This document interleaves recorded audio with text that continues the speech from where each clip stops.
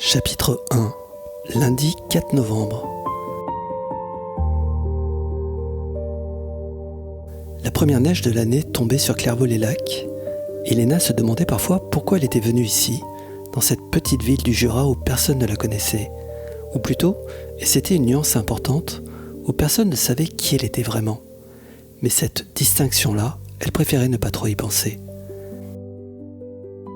Elle poussa la porte de l'école des sapins, 8h moins le quart. Dans la cour, les enfants criaient déjà, emmitouflés dans leurs manteaux, les joues rouges de froid et d'excitation. Elle secoua les cristaux de neige de son bonnet. Sa classe l'attendait dans la pénombre. Elle alluma les lumières, ouvrit les volets. Ces quelques minutes avant l'arrivée des élèves, c'était ce qu'elle préférait, le calme, le silence, la possibilité, encore, que la journée se passe bien, qu'il ne se passe rien, en fait. Elle prépara les cahiers, installa le lecteur CD, Chopin, le nocturne opus 9, numéro 2. Elle aimait commencer par la musique. Cela apaisait les enfants, ou du moins certains d'entre eux. Elle aussi d'ailleurs. Elle ne savait pas si c'était pédagogiquement justifiable, mais elle s'en fichait. Les élèves arrivèrent dans un tourbillon de rires et de flocons. Elle les accueillit comme elle le faisait toujours, avec cette tendresse qui était peut-être excessive, elle le savait, mais que faire d'autre ? On ne se refait pas.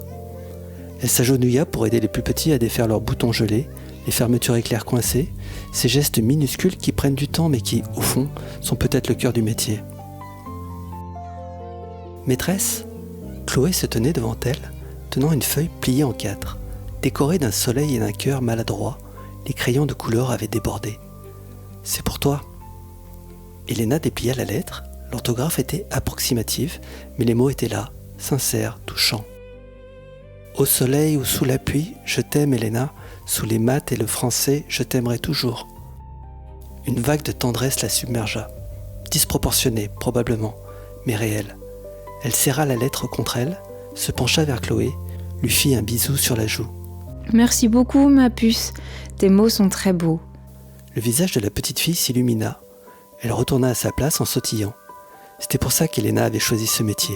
Ces moments-là, cette innocence, ce sentiment d'être utile, de protéger quelque chose de précieux. Elle lança la musique. Les premières notes de Chopin se déployèrent dans la classe. Douces, presque fragiles. Le piano déroulait sa mélodie. Elle observa les enfants. Les visages se détendaient, les épaules s'affaissaient, les respirations ralentissaient.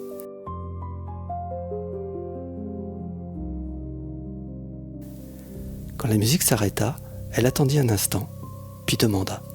« Maintenant dites-moi, qu'avez-vous ressenti ?» Les mains se levèrent, les réponses jaillirent.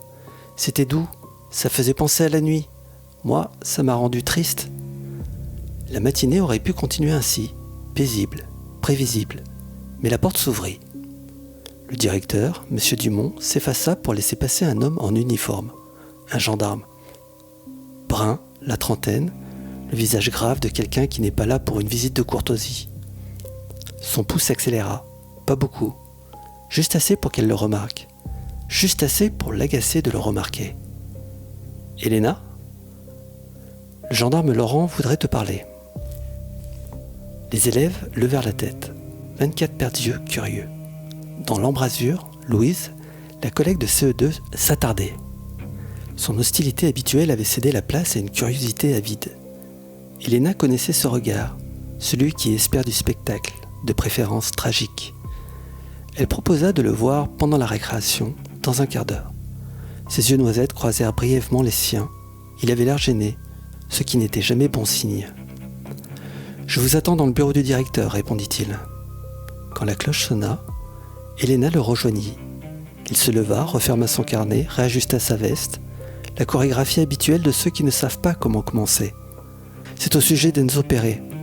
Sa mère a été agressée vendredi soir. Le sang d'Elena se glaça.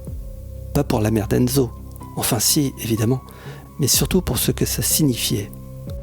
Comment va-t-elle ? Quelques contusions, rien de grave physiquement, mais elle est choquée. L'agresseur savait ce qu'il faisait. Il l'a frappée de manière précise, chirurgicale presque. Le mot resta en suspens. Laurent tritura son stylo. Elle se demanda s'il se méfiait d'elle ou s'il était simplement mal à l'aise. Avez-vous remarqué quelque chose ces derniers temps ? Des tensions avec d'autres parents ? Des personnes suspectes autour de l'école ? Il enchaînait les questions comme pour s'en débarrasser. Non, rien de particulier. Si vous remarquez quoi que ce soit, Je vous préviendrai. elle mentait. Pas vraiment. Mais elle ne disait pas tout. Elle ne disait jamais tout. C'était devenu une seconde nature. Un réflexe de survie peut-être. De retour en classe, Enzo l'attendait près de son bureau. Ses grands yeux bruns étaient trop sérieux pour un enfant de 7 ans. Trop adulte. C'était toujours un mauvais signe ça, quand les enfants ont des yeux d'adultes. Le gendarme, il cherche la personne qui a fait du mal à maman ? Elle s'accroupit à sa hauteur, chercha les mots justes. Il n'y en avait probablement pas. Oui, mon grand. Mais ne t'inquiète pas, d'accord ? Ta maman va aller mieux. Il la fixa, comme pour y lire une vérité que personne ne lui dirait jamais. Elle connaissait ce regard, elle l'avait eu autrefois. Cette façon de fouiller les visages des adultes, cherchant désespérément quelqu'un qui verrait, quelqu'un qui saurait, quelqu'un qui agirait. Et elle savait aussi ce que ça faisait quand personne n'agissait. L'après-midi passa dans une étrange torpeur. Conjugaison, soustraction, science. Tout semblait distant, irréel, comme si elle assistait à sa propre vie de l'extérieur. Quand la dernière sonnerie retentit, elle rangea son bureau, quitta l'école. Dehors, la neige avait cessé. La forêt l'enveloppa, blanche et silencieuse. Elle s'élança sous les sapins. Courir, c'était ce qui la sauvait. La liberté, l'oubli, la seule paix qu'elle s'autorisait. Ses pensées s'effaçaient peu à peu, remplacées par le rythme de sa respiration. Ses foulées amorties par la fine couche de poudreuse. Un craquement sec déchira l'air. Elle se figea, tous les sens en alerte. Les ombres s'attiraient dans la nuit tombante. Le silence était trop dense, trop lourd. Pas le calme naturel de la forêt, mais celui qui précède une menace. Elle reprit sa course, plus vite, comme pour semer l'inquiétude qui montait, comme pour se convaincre qu'elle avait tout inventé. De retour dans le hall de son immeuble, elle vit l'enveloppe, glissée dans sa boîte aux lettres. Pas de timbre, pas d'adresse, juste son prénom, écrit à la main. Ses doigts tremblèrent en l'ouvrant. À l'intérieur, 3 mots tapés à la machine. Où est Elisabeth ? Le papier se froissa dans sa main. Elle monta les marches 2 par 2, la lettre brûlante contre sa paume, le cœur battant d'une peur qu'elle croyait avoir laissée derrière elle.